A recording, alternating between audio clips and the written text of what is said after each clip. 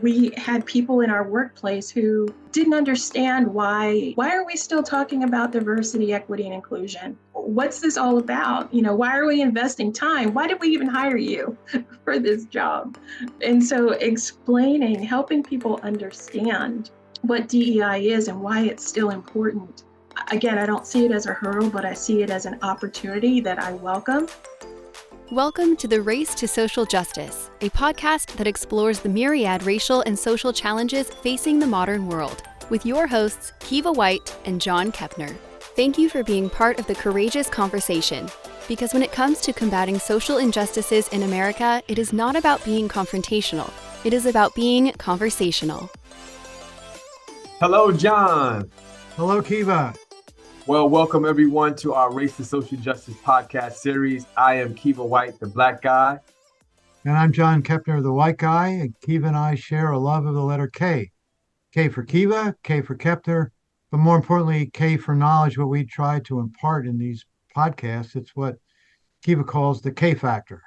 Yes, the K factor, John. Thank you. And the goal of our podcast is to promote racial and social equity and justice. And we try to do this through honest and even sometimes difficult dialogue, what me and John have dubbed courageous conversations. John and I have found our discussions with each other have deepened our respective understandings of racism and our personal responsibilities in that regard. And that has led us to invite guests to share their honest experiences and learnings.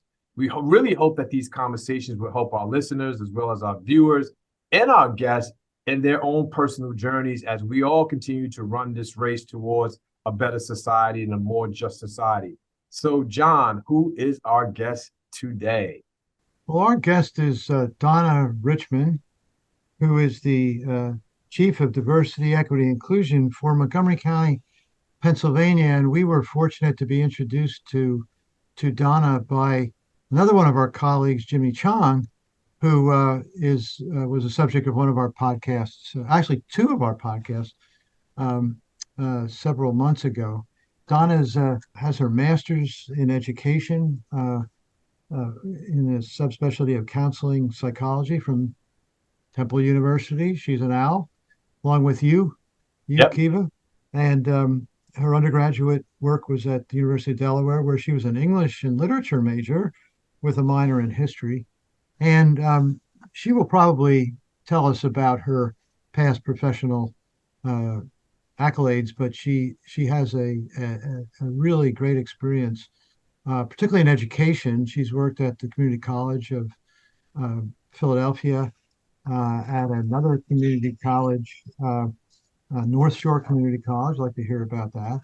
And she also held a position, I think before that, with an organization called the Northeast Consortium of Colleges and Universities. So she has we are all about education with these podcasts. So she has a deep education background. So welcome, very glad to have you here, Donna.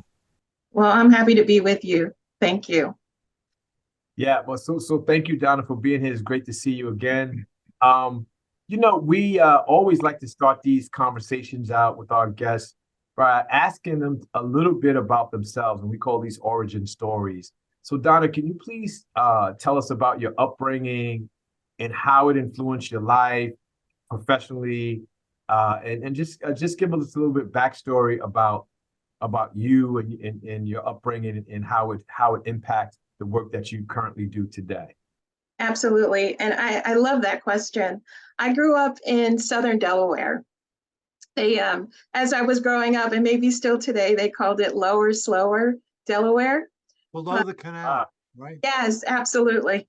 Wow.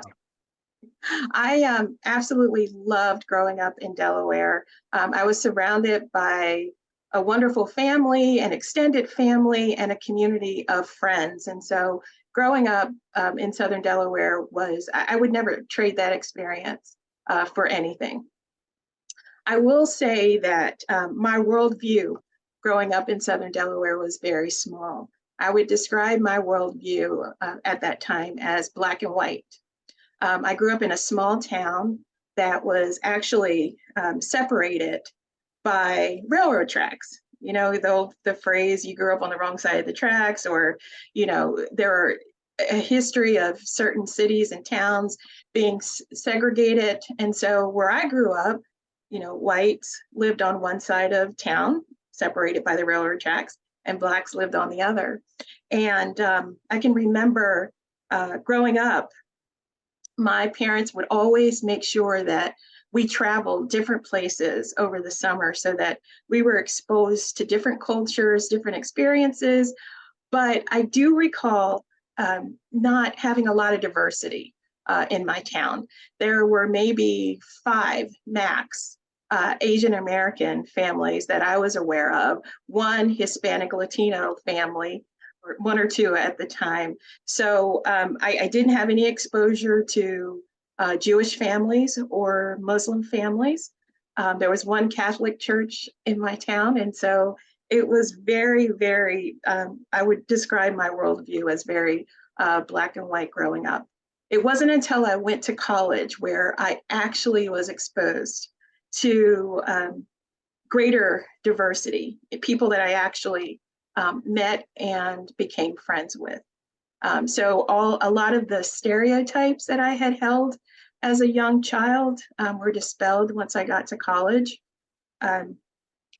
I had the opportunity to serve as a peer counselor and a resident assistant. And so going to University of Delaware at that time, they were still trying to diversify the college. And so I was offered the opportunity to do diversity trainings as a resident assistant and a peer counselor. So that's where my love and passion for social justice, equity and inclusion and diversity really began.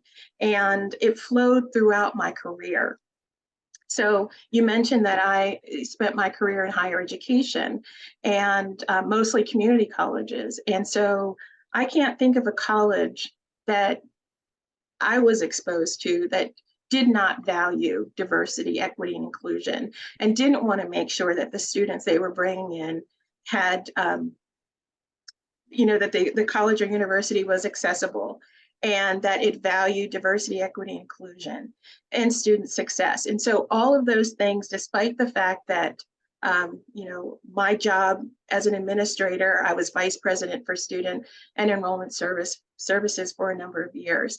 And so in that role, I had to value diversity. And so diversity has been a part of my career as long as I can remember, even when I was fortunate enough to do consulting with organizations, businesses, industry. My main focus was diversity. So there's this thread that has been weaved throughout my career. And I have to say that I am grateful and fortunate to be doing this work on a full-time basis right now, because it's something that I'm passionate about and something that I love doing. Wow. So let's jump right into your work. Absolutely. What is your job description for the county, and how did it come about that position was it created? Are you the inaugural person? And tell us a little bit about what you're doing. I am the inaugural Chief of Diversity, Equity, and Inclusion. And, I believe, just like a lot of other organizations, the county realized that they wanted to elevate their commitment to diversity, equity, and inclusion. And one way to do that was to actually hire somebody to help shepherd in the work that they wanted to see happen. And so, like a lot of other organizations around 2020, 2021, when there was so much social unrest in the country, when we were at the height, living through the height of the pandemic, and there were so many different issues that resulted from the pandemic, other than just, health issues and health inequities, which was huge. It just showed a spotlight on other types of inequities that had been a part of our social system, but it just kind of made people realize that we can no longer ignore what was happening in our country. We can no longer ignore systemic racism or pretend that it doesn't exist. We can no longer not pay attention to the people in our organization and our community that are victims of other types of discrimination. So, it showed there was a light shown on inequities that exist with people with disabilities, pay inequities, gender inequities. And so the county decided that this was a position that they wanted to see happen so that they could really, I'm going to use your term, which I frequently use, is have courageous conversations and take a powerful step to take some sustainable actions to really see some change take place. And so my job is internal, but it also has an external focus. So I am looking at policies, processes, and procedures in the workforce, in our workforce. I am looking at our culture and making sure that we do have a culture that understands diversity, equity, and inclusion, that values it. And if they don't value it, at least respect what we're trying to do in terms of our efforts regarding diversity, equity, inclusion, and belonging. And in terms of my external focus, it's really about trying to build partnerships because no one organization can do this work alone. And I can't think of anybody who wants to do this work alone or even believes that they can. And so I like to use the phrase, building a bigger we. And that's what we're trying to do as a county right now. We're trying to bring in partners with us in this work. And we don't like to really consider it as work. We're really on this journey to make sure that Montgomery County is becoming a place where people feel like they belong and where they can thrive.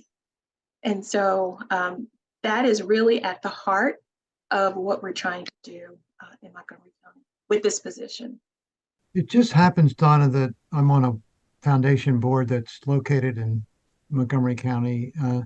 And last evening we had a board meeting, and one of the presenters was someone from your public health initiative, and she briefed us with lots of statistics about the county, its complexion, and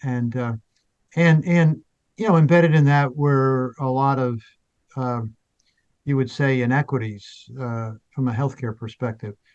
For our listeners who are not familiar with Montgomery County, could you give us just a little profile of the county, its geography, the socioeconomic demographics and things like that, that is now your backyard where you're working? Yes. So I do have to say that I love Montgomery County. I love being a resident of Montgomery County. I love working in Montgomery County. Physically, it's a beautiful place, but it's filled with beautiful, passionate people. And so I think it's one of the greatest places to live. Montgomery County is the third largest or most populated county in Pennsylvania. There are more than 850,000 people who live in Montgomery County, and that's larger than maybe 4 states in our country. So it's pretty large. It's vast physically, but the population is pretty high. It's a diverse county, and it's a very historic suburban county that is located northwest of Philadelphia. And so we get the best of both worlds. We get the country environment and we get the suburban environment, but we also have access to the city as well. Montgomery County is the second wealthiest county in Pennsylvania. And so there's a lot of affluence here in Montgomery County, but there's also a growing number of people who are living in poverty here in Montgomery County. So as beautiful and wonderful as it is, just like other places in our country, we do have our segment of our population that is below the median household or at the poverty level or below.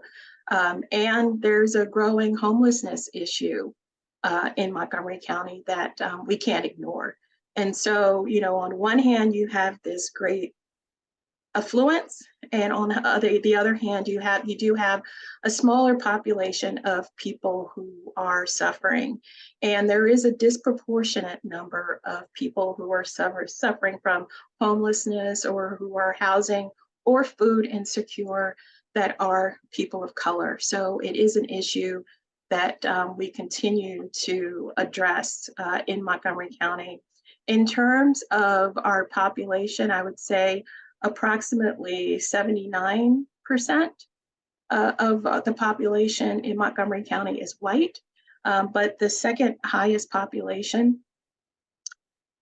smaller certainly in numbers, is the African American population, about 9%, followed by the Asian American population, which is also then followed by the Hispanic Latino population in Montgomery County.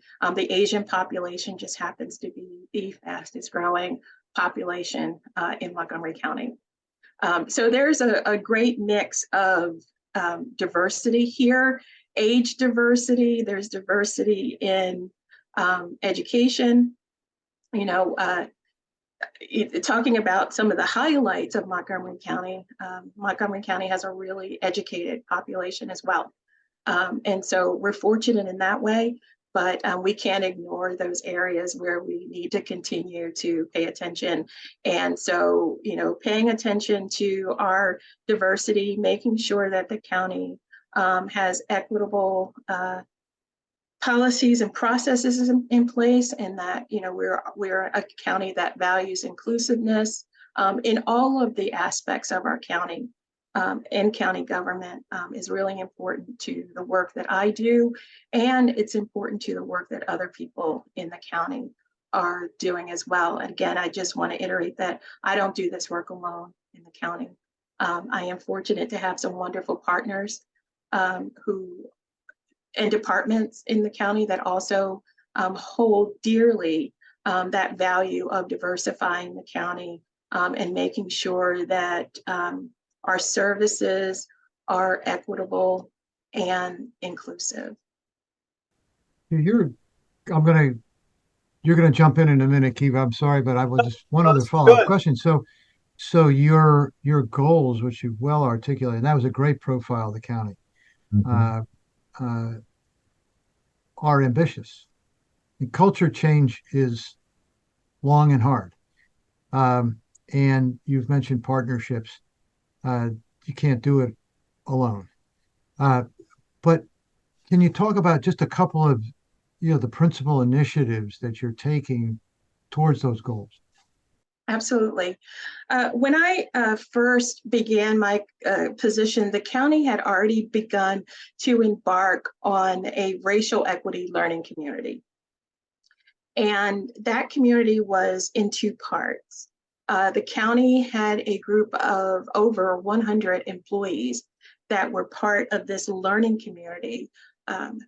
These were individuals who were embedded in learning about racial equity. And at the same time, there was a group of a community cohort that were also going through this same learning. And so internally, we had employees, but we also had members of various county boards and commissions that were part of the racial equity learning community. And this was a 2-year, actually 3-year project that the county embarked on. We're in our second year of the racial equity learning community. And so this year we have about the same number, a little over 100 people who are going through this learning. We're learning about inequities that exist in the country. And the focus is really on race, even though we touch on intersectionality.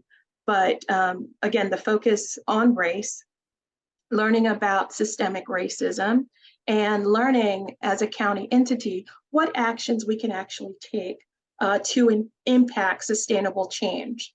And that's really what we're trying to do. We can make changes, and counties and other governments have made changes that once they were implemented, they didn't have the greatest impact that they thought they would, or they were changes that didn't last very long. People went back to their old habits or ways of doing things. But what we're really trying to accomplish with our racial equity learning community is help people understand, basic information as the difference between diversity, equity, and inclusion, and what those things mean and why they're important. Talking about our history in this country regarding racism and social injustice, having conversations, but then having conversations based on what we learned about how we can implement those changes in the county. So it's one thing to learn information, but it's another to really try to embed this in the work that we are doing in the county, so that after that session is over, we don't turn off a switch and just go back and do the things that we were doing before. We're really working to make sure that any changes that we implement are sustainable and they have an impact on what we're doing today and what we hope to be doing tomorrow and into the future. So that's just one initiative. And I am so grateful and fortunate that this is one of those initiatives that we didn't do alone, that we had partners in this work. And so one of our strongest partners is the Bucksmont Collaborative. They have been so supportive in sharing their resources, making sure that we had what we needed to be able to go through this process of learning. And so it was a combination of Bucksmont Collaborative and a few other collaboratives in the county, Tri-County Network, and another one that I can't seem to remember at this moment. But I am grateful that we have partners in this work in the county, in Montgomery County, who offer their support, offer their services, so that we can work together. It's back to having that partnership. It's back to building that bigger we, because again, we can't do this work alone.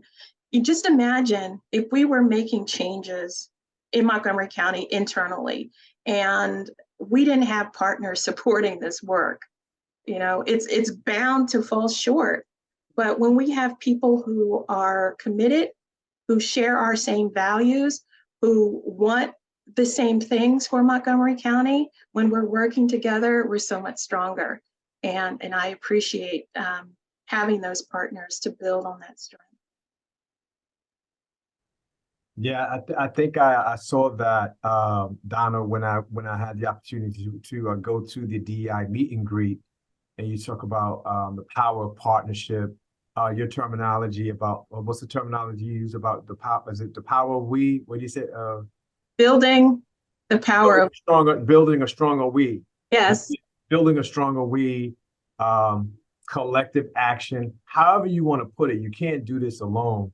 And as an inaugural position in your county, I really have to commend you for bringing all of these like-minded individuals together. I mean, the place was packed out on that day that you had this DEI meet and greet, and people were really enthused about the work that they were all involved in, just from hearing some of the talk and the network and all the different organizations that was there. So I just wanted to, give you a double thumbs up for just pulling people together, because sometimes when folks get into these positions, we have to realize that we can't champion this thing alone, particularly if we're looking for sustainable change, not just change, but sustainable change that's long term. So with that said, so tell us a little bit, being the first, in the position, your new position, the first person in your new position, it can come with pros and cons, right? This is a good thing that you're there. So talk a little bit about some of the hurdles or some of the constraints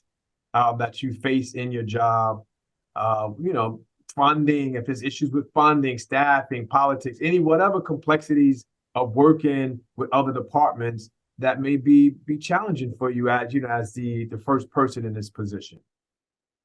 I have to say that I am very fortunate, and I've said this time and time again, that there has not been a day that I've walked through the doors of Montgomery County that I wanted to turn around and go back home.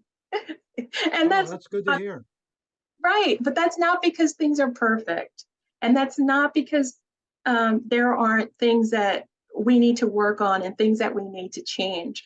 It's because I do feel that sense of partnership with my colleagues in the county. And I know that internally, we're also building a bigger we.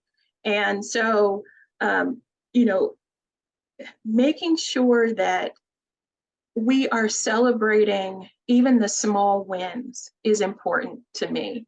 And so one of the hurdles, and funding is always going to be a hurdle when you're working for a public entity. If I had every dollar that I wished I had so that I could hire people and do this and that, it would be wonderful. But being able to have partners in this work and not feel like I'm doing it alone really helps in terms of seeing a potential obstacle, but also seeing an opportunity to work with other people. And so, yes, there may be hurdles, but there are also opportunities that exist as well. I talked earlier about how building an understanding of diversity, equity, and inclusion is so important. We had people in our workplace who didn't understand why in 2021, when I was first hired, or even in 2023, why are we still talking about diversity, equity, and inclusion? What's this all about? Why are we investing time? Why did we even hire you for this job? And so helping people understand what DEI is and why it's still important in our organization and in other organizations. Again, I don't see it as a hurdle, but I see it as an opportunity that I welcome. The other thing is being a team of one, but I already talked about that in terms of having internal partners and external partners to support this work. So despite the fact that it might get a little lonely sometimes being a team of one, or there are positions that I would love to have, I feel like my colleagues are supportive of this work. They understand the vision. And so seeing that as an opportunity and being able to partner with other people is important. The other thing that I would say, and again, other organizations struggle with the same kinds of things that, I struggle with in terms of change and helping people understand that, I should say, helping people manage their expectations. So not only do I need to manage my expectations, I also need to help other people manage their expectations of the position too, especially in terms of change. So there were some people who had this expectation that, the county hiring a chief of DEI, change would happen immediately and they would see great changes happen. But understanding that sometimes change takes time. And if you're really working for sustainable change, there has to be an expectation that, there has to be a period of assessment, and that sometimes certain changes don't happen overnight, but taking advantage of those things that we can change immediately, we have tried to do. I was talking to a group of people a few weeks ago, and I had mentioned that I did a book club over the summer, and the county has about 2,300 employees, and about 1% or less than 1% of actually it was less than 1%, participated in this book club. And the immediate response that I got was, wow, the county still has a lot of work to do. The county should be doing more There should have been more people that were involved in this effort. And I sat there for a second because I needed to respond, but I thought about it and I thought to myself, if I only had a few people who were interested in reading this book with me, maybe I wouldn't have used work time, but I still would have read that book with them. It was a book about inclusive leadership and how to build an inclusive culture. And so even if we had a few people who were reading that book, who at the end of reading that book recognized that they needed to make some changes in their own leadership style, that they needed to be more inclusive and they needed to take different actions to support the work that we were doing, that would have been worth it for me, because we're building champions. I like to also think about our organization building DEI champions, people who can talk about this work, first of all, learn about it, talk about it, and share it. That's a beautiful thing when even one or two people can walk away from an experience and then go back to their departments, their colleagues, and talk about it with intelligence and with passion. That's really what we want to see happen. And so celebrating even the small wins, I think, is important, but can also get frustrating when people don't understand and they have expectations that things will change overnight. I am one of those people. I like to see change. I like to see action. I even had to, curtail myself a little bit because when I started, I wanted to make all these changes, all kinds of changes. But I learned in my experience as a leader in higher ed that you have to listen to people. You have to find out what they need, what they want, gather some other data, and then begin to make some changes in the organization. I've been thinking about what you've been saying as you've been talking, and my question is kind of to what end? So my perspective during my career in creating partnerships in different contexts in my career has been all around value creation. And so for the county and for the public that the county serves, what are the different ways that this initiative that you're working on is creating value? Sure. So one way that I see it being very valuable is that the result of year one of us working in this racial equity learning community, we embarked on creating a racial equity action plan for the county. And this action plan has 5 pillars that we're focusing on. Workforce equity, capacity building, communication, community engagement, and data technology and assessment. And so these are 5 areas where we want to focus our attention as a county and really put forth the resources and the effort to make sure that we're making change. So in terms of our workforce equity, making sure that from recruitment to retirement, we have equitable and inclusive policies in place. We have procedures in place, and where we're not just bringing people in and have them turn around and leave, but they're actually staying and they're actually thriving.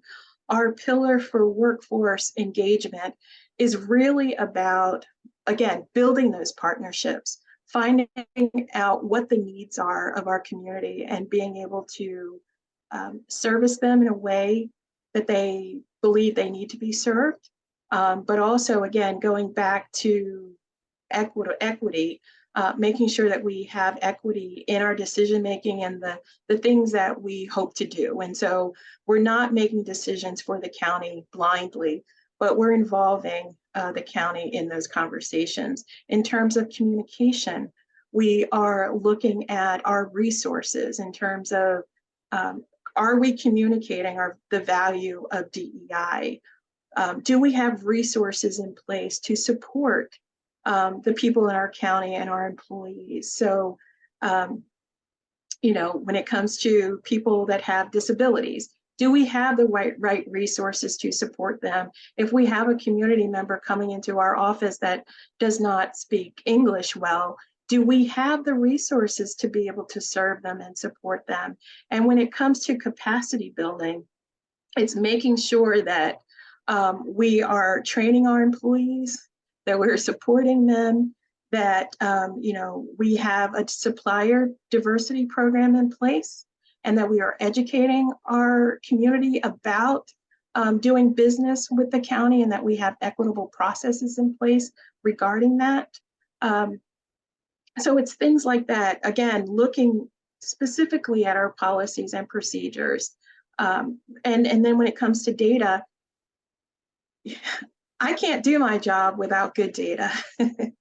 And so making sure that we have the data that we need, making sure the community has the data that they need from us, being able to share that data back and forth, but also assessing, it wouldn't do us much good to put programs and policies and procedures in place and then later find out that they're not working for people.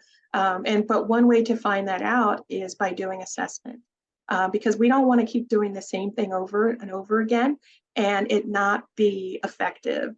So we want the changes that we're making to be effective. And so making sure that we have the data that we need and the assessments that need to occur, and doing those in a timely way. That's what we're trying to do with our Racial Equity Action Plan. And before we move on, I do want to say that, I talked about this other cohort that was made of community organizations and community leaders. And they were also working on a community racial equity action plan. So we as a county were working on an internal workforce plan, and I was part of the group that was working on the community racial equity action plan. So in terms of, having that partnership, having that collaboration, this was just one way that we were able to accomplish that through this racial equity learning community. Yeah, comment on that. So I had the benefit last evening of listening to someone from the public health part of the county. And earlier, not just a week ago, I had the benefit of having a long conversation with another newer than you employee who's I forget his title, but it deals with food insecurity across the county. And the two things are similar to yours in the sense that the county, I think very wisely, is looking at these initiatives across all different departments. You could see how a county as large as ours with 2,300 employees could be in these little fiefdoms, these little narrow areas. But these issues cross everything. So coordination across the different departments is really critical, and I was really pleased to see. I've seen that now in just a week in 3 different ways that the county's addressing that, and that's going to benefit the community. So Kiva, you had a couple of follow-up questions too. Yeah. I wanted to backpedal for a second because I think language is very important, and particularly having a shared language of understanding around this work. And you mentioned earlier, Donna, just getting folks in your learning collaboratives, learning communities, just to get folks to understand what D, the E, and the I stand, what that really means, and that everybody has the same understanding and the definition of those terms. I remember when I first got into this work back in 2006, the terminology was cultural competence, cultural sensitivity. Now it's evolved to DEI. I see, some organizations are using DEIB, where the B stands for belonging. I saw one project, DEIA, where the A stands for awareness. So it's starting to evolve, and just for our listeners and our viewers, just for us to have an opportunity to be educated on some of these terms. There were 2 in particular that you mentioned. One was belonging, and the other one was intersectionality. Can you just give us your definition of those two terms so that we can have kind of like a context around what those terms mean? Sure. I'll start with belonging because, ultimately, we want our employees, we want members of our community to feel like they belong. We want them to feel like they belong to, if they're working for the county, that they're an important part of the work that we're doing in the county. If they're a community member, we want families to feel like a sense of belonging in Montgomery County. So when we talk about that, we're really talking about this sense of I'm here and I'm valued for who I am and what I bring. And so, I'm not walking around in my workplace feeling like nobody wants me here. I'm not included. Nobody values what I bring to this organization. And the same thing in our community. I mean, we all want to feel like we belong. And I think we can all, most of us anyway, not everybody, can identify with times where we felt like we didn't belong, where people didn't want us there. And so we don't want our employees or our community members to feel that way. And so when we talk about belonging, it's just that simple. It's feeling, a sense of value and feeling like, I have a right to be here, just like everybody else, and nobody's questioning that.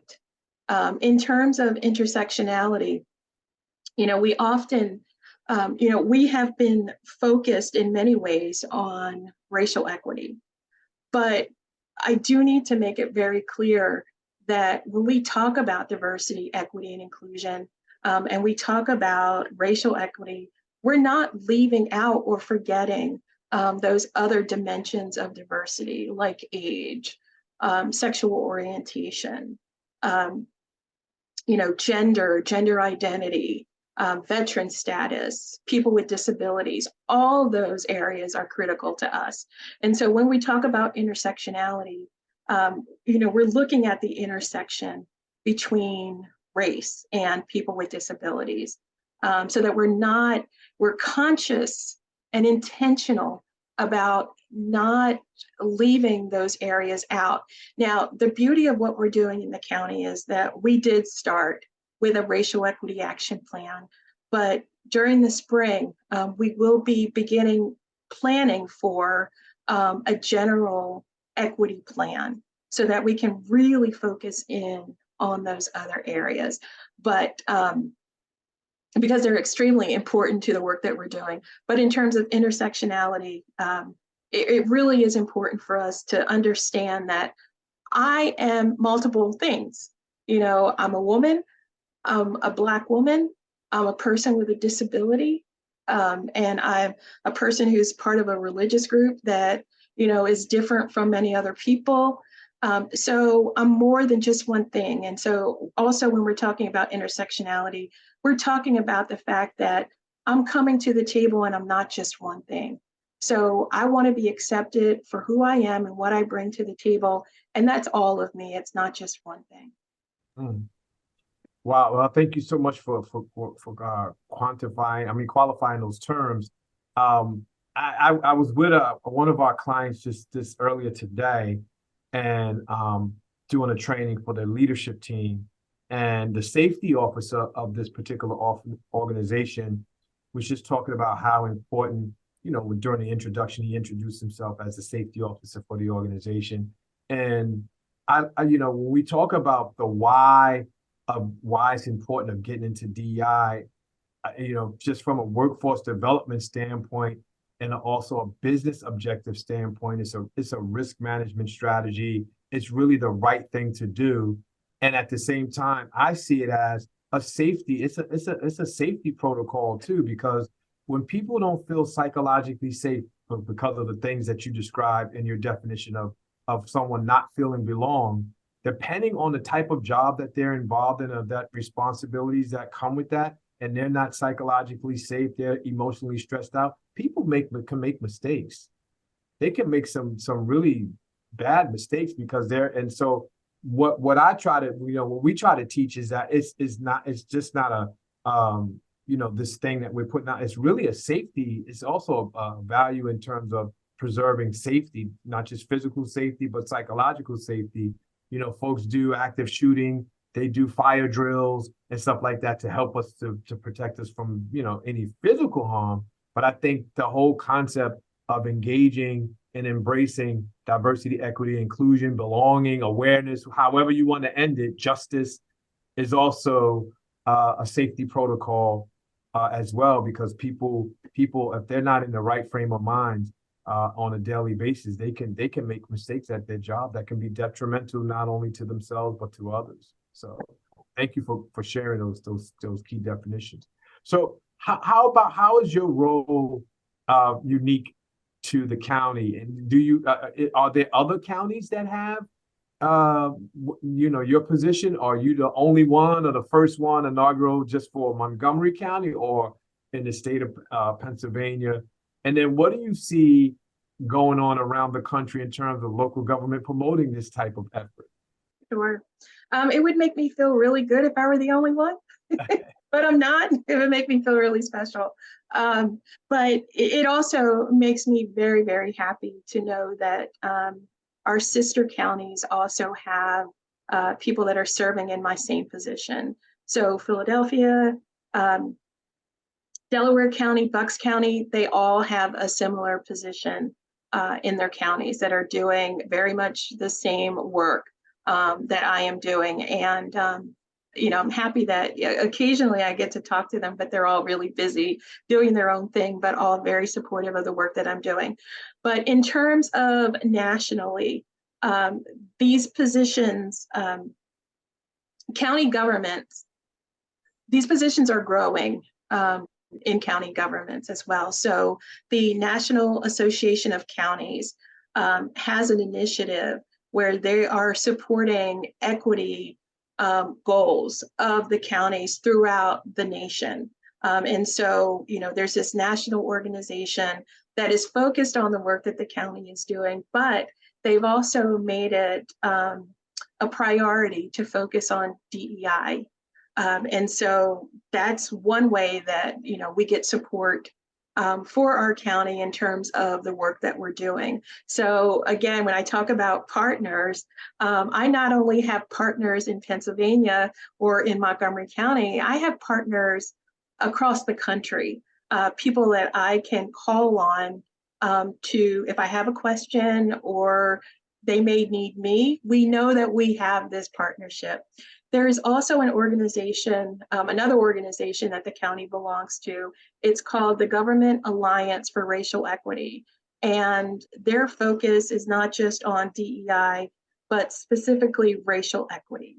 And so they are doing a lot of work across the country to make sure that counties and other government entities have the tools and resources that they need to be able to continue on this journey in racial equity work. And so they've developed a racial equity toolkit that we can resource when we need that. And again, there's a resource of having other governmental colleagues that we can turn to and rely on for support. And so, they offer training sessions and conferences and so forth. So again, we're not in this alone by any means. So are there any people in your position who don't look like you, who are in very conservative areas of the country that you have been able to connect with and work with? Absolutely. Yeah, I was going to ask that next. Great. So could you talk about that? Because we have this great divide, and I'd love to hear something positive happening across that great divide. Sure. So, there are counties that don't have chief diversity officers, but those counties still recognize the value of having conversations. Now, I will say that, some organizations have decided to drop the diversity out of DEI, and they're focusing on inclusion because it sounds better. It's more digestible for some people to talk about inclusion. And so that's one way that they're able to have these conversations and do the work. But yes, there are people that don't look like me who are involved in this work, who are working in counties where it's not as, and I don't want to say that my role is easy, but it's easier when you are surrounded by people who value this work. And so there are organizations that, may not have this position, but they have internal committees who are working. They have human resource offices who are doing the work of DEI or some portion of it. And so, I'm happy to say that most human resource offices see value in this work because they want their employees to thrive. Kiva, you mentioned the business case. They recognize the business case for diversity, equity, and inclusion. They recognize the fact that there is value in having a diverse workforce in terms of, and I do want to say that diversity of thought is so key to this work too. It's not just about having diverse groups of people. It's also about having diversity of thought where innovation takes place and change takes place and success takes place. And so those are definitely. I like that. Yes. I think the diversity of thought is key. And I like hearing the transitions from a lot of people are embracing more of the inclusion part, because in some situations, when we talk about racial equity, most people just think it's a black and white thing. Right. And by diversifying, that means we got to bring more people of color on board. And when we do that, we're actually excluding by default, we're excluding and devaluing that, the value and the worth of other racial or ethnic groups. Right. So I think it's important to have a clear understanding. That's why it's important to have a clear understanding of these terms. That is just not diversity by race. It's diversity of thought, diversity of skill set, diversity of innovation. How we utilize it and contextualize it is very key. So thank you for making that statement. Our job is not to exclude people. And so I try to be very careful that when we talk about inclusion, we're talking about everybody. We're not trying to put anybody, we're not trying to stick baby in the corner. It's really about being truly inclusive. So another thing that I wanted to follow up on is that this is just one of my own personal thoughts in the work I'm doing in the county. A lot of what goes on in this area and in other areas like homelessness and food insecurity and so forth, there are a lot of nonprofits and government that are interested in these things and doing great work with regard to them. But I often feel like we're all preaching to the choir in terms of the organizations that care about this and focus on it, to the exclusion of the business community. And the business community is a very big part of our community. And I'm wondering if your work is somehow reaching out to them, looking at value propositions for them, whether it's workforce development or something else that would create value for them. We've got major health systems, we've got major pharmaceutical companies. They all have resources too. They're not operating in a vacuum as far as diversity, equity, inclusion, belonging is concerned. You have a broad scope of things to do. I'm not, don't infer that I'm criticizing, but what do you feel about that issue? And is that something on your radar screen either now or in the future? It's definitely on my radar. And I do want to say that we have a wonderful workforce development department who is very focused on our business community. But I also want to say that I am part of 2 right now chambers of commerce in Montgomery County. And they too have DEI committees. And so I'm part of the work that they're doing. But I also want to say that, even in my positions in higher ed, I valued the collaboration with business and industry. To me, they're an important part of the work that we're doing because they're such an important part of the community. And our community members work and serve them, but also our employees serve them as well, so that they're very key to the work that we're doing.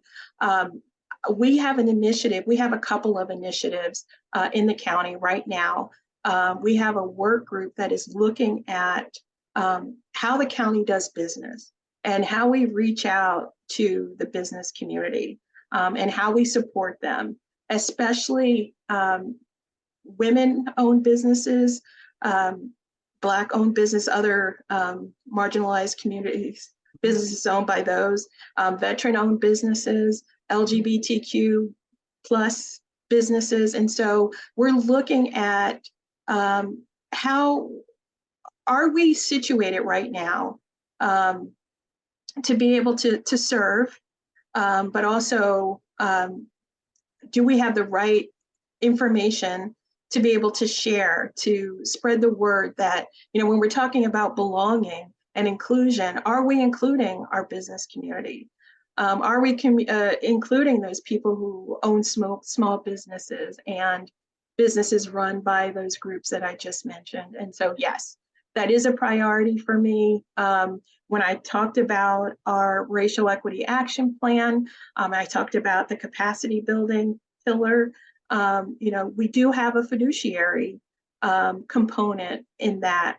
And we talk about, our relationship with businesses and supplier diversity and other initiatives related to that. So I'm happy you asked that question because, we're trying to make sure that we are meeting the needs of all of our constituents and certainly the business community. Large and small, our small business owners are certainly a big part of that work. Great answer. Yeah, I mean, that's good. Great answer. Yeah, and it's good to hear that you all had that, as a part of your agenda, because a lot of the things that I hear, and particularly when you see a lack of diversity in the E-suite positions of organizations, but I'm talking about social service organization now, executive positions, is that particularly in suburban areas, like because of the demographics and the population, it's hard to find, diverse candidates for those high paying positions. And so can you talk a little bit about do you have anything in the works to assist with diversifying recruitment pipelines? And what are your thoughts around that? Because I just think, there has to be some kind of committed effort to go out and, go into different communities to, pull in professionals from diverse backgrounds if you're going to have a diverse, employment pool, and workforce, but more specifically, if you really want people to be diversified on those upper level positions, that it has to take a high, some type of effort. So what are your thoughts around recruitment pipelines and all of that? That is absolutely key.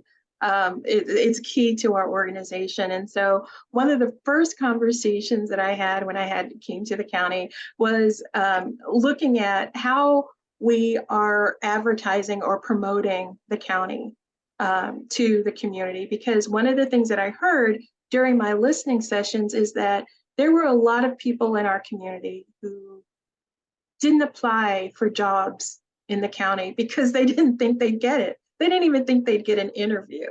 And so I knew right away that we needed to do a few things different than we had done them before.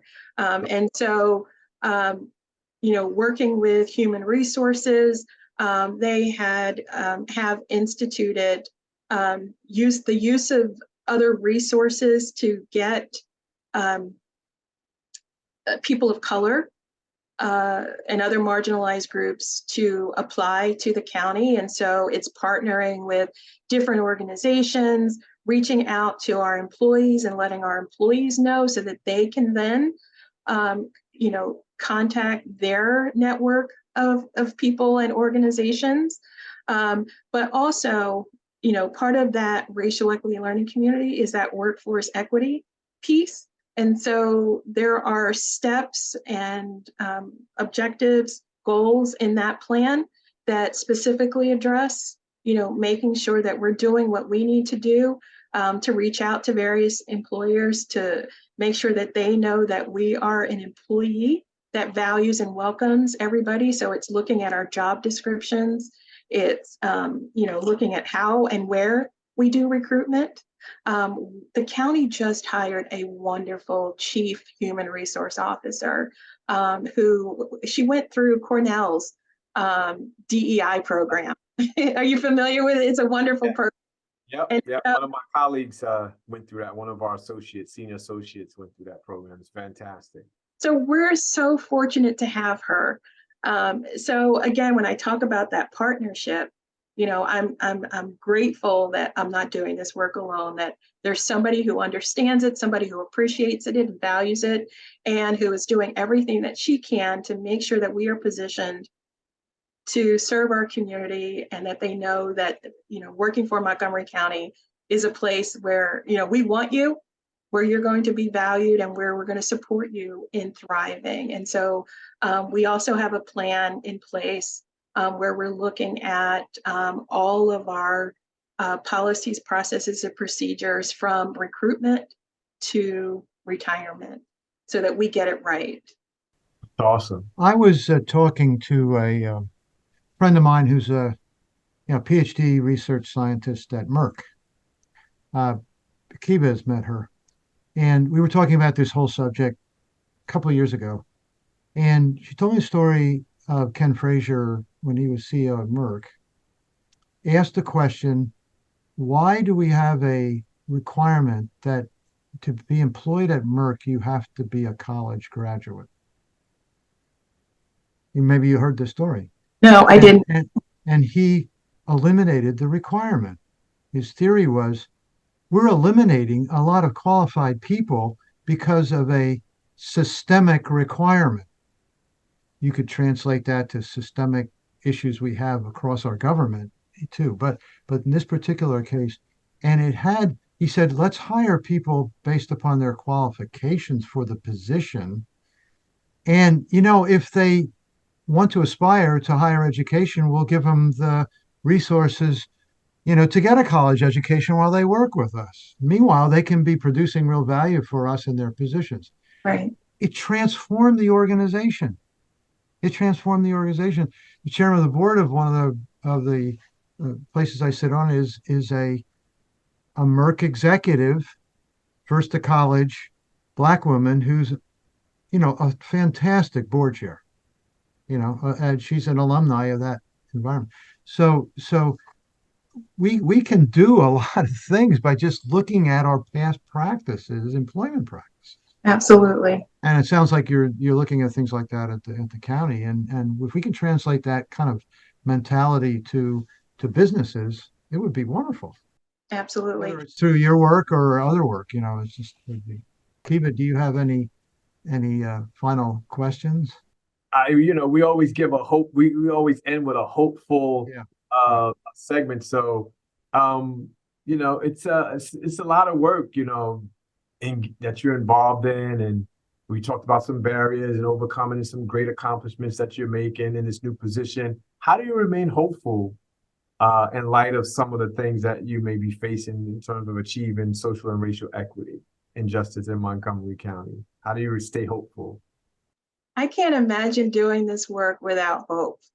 I think it's, the foundation for what drives me. It's hope for a better world. It's hope for a better workplace and a better community where, all the people of Montgomery County, again, feel like they belong, feel like they can thrive, and, feel a sense of inclusiveness in the county. And so hope is what drives me, that hope. And, hope that, more people will come on this journey with us. More people will be engaged in the efforts that we are embarking on, and hope that, just in general, we begin to value each other more as a society.